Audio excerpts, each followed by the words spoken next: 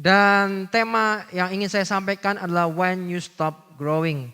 Atau ketika kamu berhenti bertumbuh. Menarik sekali, when you stop growing. Apakah ketika kita berhenti bertumbuh adalah suatu hal yang biasa? Sesuatu yang normal, sesuatu yang sehat, atau sebetulnya sebaliknya? Itu menandakan ada terjadi sesuatu yang tidak sehat. Sedang terjadi ketidaknormalan. Tapi kita nggak sadar bahwa itu nggak normal. Kita nggak sadar bahwa itu nggak sehat. Dan orang yang tidak bertumbuh dengan semestinya menandakan bahwa hidupnya sedang tidak normal atau tidak sehat. Contoh, semua kita pasti bertumbuh dong. Anda yang bayi gitu ya. Ada gitu bayi yang tidak bertumbuh. Bayi yang normal, bayi yang sehat dia akan bertumbuh dengan baik. Ya, ada step by stepnya, dia mungkin akan merangkak, ya, tumbuh giginya gitu ya, mulai bisa berbicara. Semua ada proses pertumbuhan. Sama juga dengan kita. Sama kita juga dengan Tuhan. Bagaimana kita dengan Tuhan? Apakah kita mengalami yang namanya proses bertumbuh? Atau kita sedang berhenti bertumbuh? Maka hari ini kita belajar tentang ketika kita berhenti bertumbuh, apa yang terjadi? Di 1 Korintus pasal 3 ayat 2, versi bahasa Indonesia sehari-hari katakan begini. Dahulu saya hanya dapat memberikan kepadamu makanan bayi, bukan makanan orang dewasa. Sebab kalian belum cukup kuat untuk itu. Tetapi sekarang pun kalian masih belum kuat untuk itu. Teman-teman, kalau kita sudah makin dewasa, otomatis kita tidak makan bubur. Kita akan makan makanan yang keras. Kita akan makan nasi. Kita akan makan daging. Kalau dulu mungkin masih baik dagingnya di jus gitu ya. Supaya dia lumat, supaya dia gampang dicerna. Gampang ditelan. Tapi ketika kita makin bertumbuh udah dagingnya gak bisa di jus lagi. Ya justru dagingnya kita belajar untuk menggigitnya. Kita belajar untuk mencernanya. Artinya ada proses bertumbuh di situ. Ketika kita berhenti bertumbuh, sebenarnya ketidaknormalan sedang terjadi. Ya, harusnya sudah bisa apa, kita masih di mana? Menandakan bahwa kita tidak bertumbuh. Dan soal bertumbuh ini tidak bicara soal usia saja. Usiamu boleh bertambah, tapi pertumbuhan belum tentu bertambah. Walaupun seharusnya yang terjadi equalnya adalah kalau kita bertumbuh, otomatis ya segalanya bertumbuh dong. Ya, kalau kita normal, sehat, pasti bertumbuh. Dan ternyata masih banyak anak muda tidak sadar bahwa dirinya tidak bertumbuh dan merasa dirinya baik-baik aja. Ini yang bahaya. Saya nggak apa-apa kok, saya baik-baik aja. Padahal kamu sedang stuck. Kamu sedang bertumbuh, tapi kamu nggak sadar itu. Izinkan saya menyampaikan survei bilangan Research Center. Ya, bahwa 15,2% anak muda Kristen Indonesia mengikuti ibadah minggu paling banyak hanya 1 kali dalam sebulan. Ayo, adakah di antara kalian yang seperti ini? Mengikuti ibadah minggu paling banyak hanya 1 kali sebulan. Padahal dalam 1 bulan ada 4 minggu. Tapi kamu hanya ikut seminggu. Itu pun kamu ikutin kebaktian dengan sambil makan, sambil ngapain, sambil tiduran. Kamu gak ikuti ibadah dengan sungguh-sungguh. Kemudian 20,9% anak muda Kristen Indonesia tidak pernah merenungkan Alkitab secara pribadi dalam 1 bulan terakhir. Ayo, siapa di sini yang sedang berhenti membaca Alkitab? Siapa di sini sedang berhenti untuk merenungkan firman Tuhan? Saya mendapat firman Tuhan hanya di Komsel. Atau mendapat firman Tuhan ketika ibadah minggu atau waktu ibadah youth. Tapi Anda tidak pernah punya waktu pribadi dengan Tuhan. 16,8% anak muda Kristen Indonesia tidak pernah berdoa secara pribadi saat teduh dalam 1 bulan terakhir. Mungkin doanya cuma makan. Ya, tapi enggak berdoa. Apalagi suruh worship, praise and worship, menyembah Tuhan sendiri, muji Tuhan sendiri. Nah, ini masih dipertanyakan. Apakah kamu masih adalah bagian dari survei-survei ini? Ya, hampir 15,2%, 20,9% atau 16,8%-nya. Apakah itu Anda? Apakah itu teman-teman masih kondisinya masih begitu? Saya ingin mengajak teman-teman supaya kita semua bertumbuh dengan baik. Bertumbuh dengan sehat. Pastor John Secker pernah berkata begini, boys do what they like. Men Men do what they should. Bahwa anak laki-laki itu melakukan apa yang mereka suka. Anak-anak seringkali melakukan apa yang mereka suka. Mereka nggak peduli dampaknya apa, konsekuensinya apa, mereka nggak peduli. Asal mereka suka, asal gue suka ya gue lakuin. Padahal nggak seperti itu juga. Ya, harusnya kita mengerti bahwa semua yang kita kerjakan itu mengandung konsekuensi. Semua yang kita kerjakan ada dampaknya. Tapi kalau kita bertumbuh, ya sebagai pria yang makin dewasa atau wanita yang makin dewasa, tahu melakukan apa yang harusnya memang dikerjakan. Contoh, ibadah minggu nggak usah dipaksa-paksa, ya. Ayo dong datang ibadah. Misalnya kan ini online ya sekarang ya. Yuk nanti ya jam sekian ya kita ibadah online. Kalau kamu sadar, kalau kamu bertumbuh, kalau kamu sehat, nggak usah disuruh-suruh untuk ibadah, kamu akan ibadah. Kenapa? Karena kamu mengerjakan apa yang memang harusnya kamu kerjakan. Ya, kalau kamu tahu bahwa kamu sebagai kapasitasnya pelajar, kamu nggak usah disuruh belajar harusnya. Kenapa? Karena kamu tahu bahwa sebagai pelajar kamu mengerjakan untuk kamu bisa belajar. Orang dewasa tahu apa yang harus dilakukan. Anak-anak hanya mengerjakan apa yang mereka suka. Anak saya sukanya main, ya udah. Dia kan kerjakan main terus. Makanya perlu ada guidance buat dia. Dia harus diajari jam sekian makan, jam sekian istirahat. Harus diajari begitu. Tapi untuk kita yang dewasa, bertumbuh dewasa. Harusnya kita makin mengerti mana yang harus kita kerjakan. Men do what they should. Dan John Maxwell pernah berkata begini. If we are growing, we are always going to be out of comfort zone. Jika kita bertumbuh, kita ini akan keluar, kita akan selalu pergi dari yang namanya comfort zone atau zona nyaman. Ya. Kalau kita ini makin dewasa, kita akan makin keluar kok dari zona nyamannya kita. Bukan tinggal dalam zona nyaman, tapi kita akan meninggalkan zona nyaman itu. Karena ketika kita nih bertumbuh, kita akan mengalami sesuatu yang menurut saya ada proses-proses yang sepertinya tidak enak. Tapi sebetulnya itu baik buat kita. Yang terjadi berikutnya nih, saya mau masuk di poinnya. Yang terjadi saat kita berhenti bertumbuh adalah kita direndahkan. Kenapa? 1 Timotius 4 ayat 12 katakan begini, biarpun kau masih muda, jangan sampai ada orang yang menganggap kamu rendah. Jadi ketika kita berhenti bertumbuh, kita akan direndahkan. Karena makanya dikatakan di Timotius, dikatakan karena itu hendaklah kamu menjadi contoh bagi orang-orang percaya.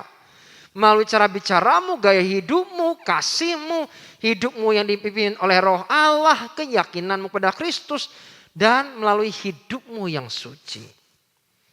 Jadi jangan sampai ada orang yang kamu rendah, karena berikutnya ada kriterianya.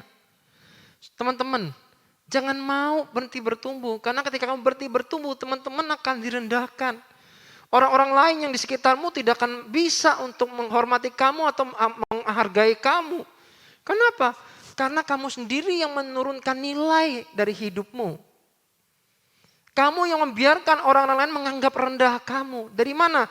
Yaitu gaya bicaramu, cara hidupmu, kasihmu, imanmu, ya, keyakinanmu pada Kristus.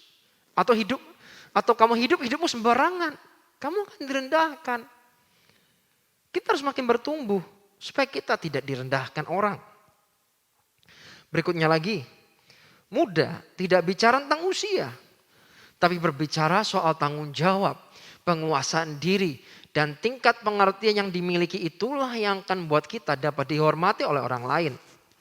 Teman-teman, muda tidak bicara soal usia, tapi bicara soal tanggung jawab. Kalau kamu orang yang bertanggung jawab di usia mudamu, berarti kamu sedang bertumbuh.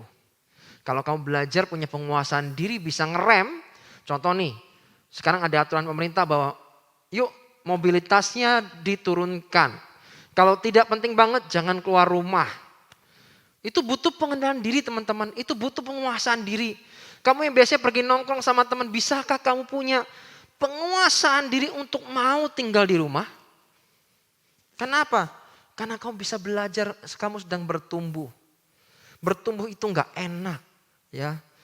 Proses bertumbuh itu nggak enak. Ada yang namanya growing pain. Ya. Growing pain itu apa? Rasa sakit untuk bertumbuh. Contoh, ketika kita lagi melatih otot tubuh kita, itu Anda pikir enak? Enggak lah, pasti pegel semua kan? Saya ingat waktu beberapa sebelum kita PPKM ini ya, kita sempat Youth Impact mengadakan Youth Impact berkeringat. Kita main badminton. Saya ingat di hari pertama saya main badminton sama teman-teman di Youth Impact di sini, yang terjadi apa? Yang terjadi badan saya pegel semua. Apalagi bagian paha sampai bagian belakang tubuh saya itu, waduh, sakit sekali, itu sekian hari sakit. Itu yang saya sebut growing pain. Tapi ketika itu saya kerjakan, kami latihan, lama-lama itu biasa. Jadi ketika kita sedang berlatih, sesuatu sedang bertumbuh, pasti nggak nyaman. Biasanya menimbulkan sakit. Kenapa harus bertumbuh? Karena kita tidak pernah mengetahui kondisi sulit yang harus kita hadapi di masa yang akan datang. Jadi kita itu perlu bertumbuh dalam segala sesuatunya, supaya besok one day suatu hari kelak ketika ada situasi yang sulit, kita ini didapati kondisinya siap. Banyak orang gak siap karena dia gak bertumbuh dengan baik. Jadi ketika masalah begitu besar datang, tiba-tiba mereka akan berkata, udahlah gak usah tuan-tuanan, udahlah ngapain ngikut-ngikut urusan gereja. Padahal kau harus ngerti bahwa strength doesn't come from rest, but comes from facing challenge. Kekuatan itu tidak datang ketika kamu sedang beristirahat, tetapi datang ketika kamu menghadapi tantangan. Jadi ketika ada tantangan, kamu harus belajar bertanggung jawab, kamu belajar menguasai diri, dan kamu belajar untuk mengerti. Kamu sedang bertumbuh. Dan kalian yang ingin bertumbuh tidak boleh anti dengan tantangan. Apalagi dengan pressure dan beban. Kalau kamu ingin bertumbuh, kamu gak boleh anti dengan ketiga hal ini. Anti dengan tantangan, anti dengan tekanan, anti dengan beban yang harus kamu tanggung. Itu firman Tuhan katakan, pikulah adalah baik bagi seorang muda memikul kuk pada masa mudanya. Jadi ada beban-beban yang memang kita harus tanggung. Tujuannya apa? Supaya kita bisa bertumbuh lebih kuat. Karena strength doesn't come from a rest. Tapi dari kita menghadapi tantangan, itulah kekuatan kita akan datang. Dan Tuhan lebih tertarik mengubah siapa dirimu dahulu dibandingkan dengan apa yang dihadapi dirimu. Jadi jangan fokus dengan masalahnya, jangan fokus dengan pergumulannya. Karena Tuhan lebih concern untuk mengubah siapa kamu terlebih dulu. Apa yang ada dalam kamu lebih dulu. Itu jauh lebih penting daripada apa yang sedang kamu hadapi. Ratapan 3 ayat 27 dikatakan, baiklah pada orang jikalau ia menanggung kuk daripada masa mudanya. Tadi saya sudah bahas ini. Ya. Jadi adalah baik. Kata siapa enggak baik? Baik kok. Kalau kamu masih muda, mungkin ada beban-beban, kamu harus bekerja, kamu kuliah sambil kerja maybe. It's okay, enggak apa-apa kok. Itu akan buat kamu jadi pribadi yang bertumbuh lebih dewasa. Kamu akan kuat menghadapi tantangan kehidupan. Tahukah bahwa anak kecil menangis ketika baru melihat gunung. Wah, gunungnya besar sekali, disuruh manjat. Kok suruh manjat? Emang pohon. Disuruh mendaki gunung itu kan, waduh, udah nangis-nangisan. Udahlah, aku gak mau dan yang lain. Tetapi orang dewasa menangis setelah sampai di puncak gunung. Anak kecil nangis ketika baru melihat gunung. Disuruh mendaki, dia bingung. Nangis dia. Tapi orang dewasa menangis setelah dia sampai di puncak gunung, dia nangis. Dia akan melihat, wow, luar biasa ya. Sama, mungkin kamu lagi menghadapi masa-masa yang gak mudah nih saat ini. Jangan nangis. Ayo berdoa, minta kekuatan sama Tuhan. Ayo mari terus bertumbuh. It's not easy, gak gampang.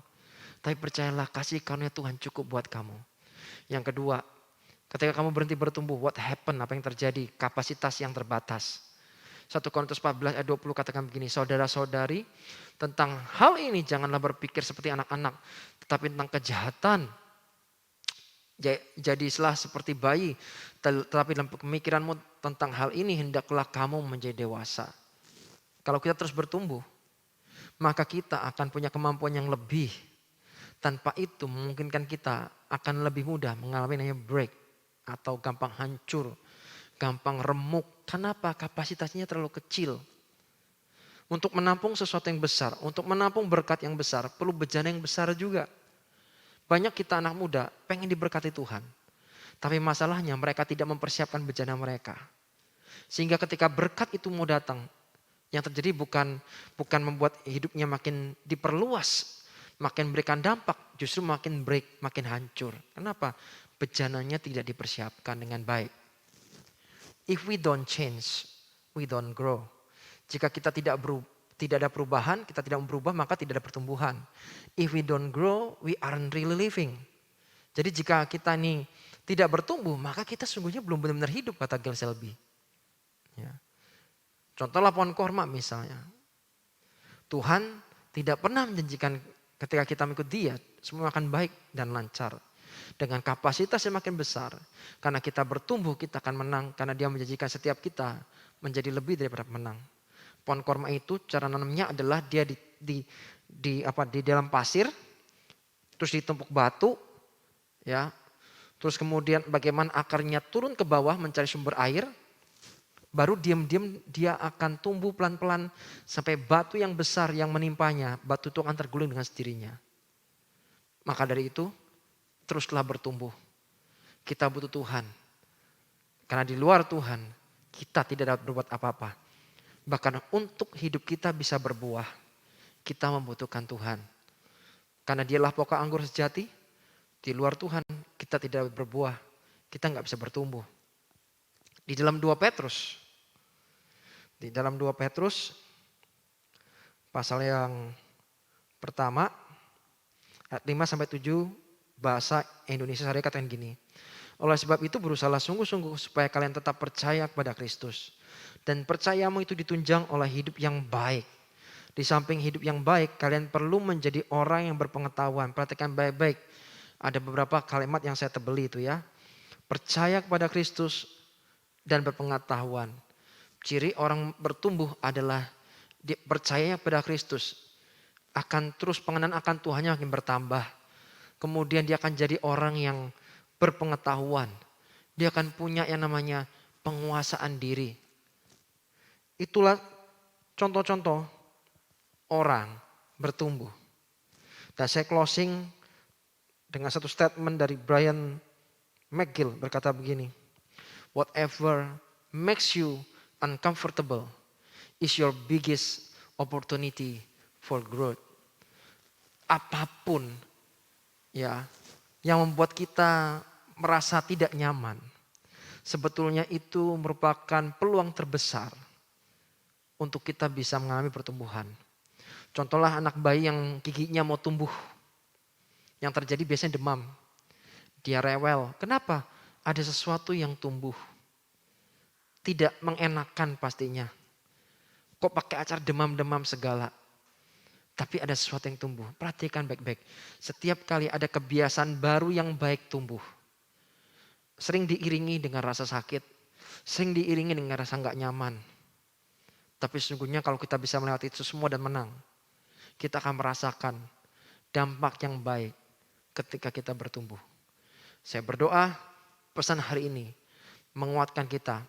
Makin mengencourage kita untuk terus bertumbuh di dalam Tuhan. Mari kita berdoa. Tuhan terima kasih buat anugerah-Mu Tuhan. Hamba selesai menyampaikan message firman-Mu. Hamba berdoa ini menolong teman-teman impactors untuk hidup mereka makin berdampak. Tapi sebelum hidup mereka berdampak, mereka harus bertumbuh terlebih dahulu. Terima kasih Tuhan. Dan mari angkat tanganmu dan terima berkat Tuhan. Biar berkat kasih dari Allah Bapa, anugerah yang besar dari Yesus Kristus Tuhan. Penyertaan dan persekutuan dengan Roh Kudus yang makin intim dan manis menyertaimu hingga Maranatha.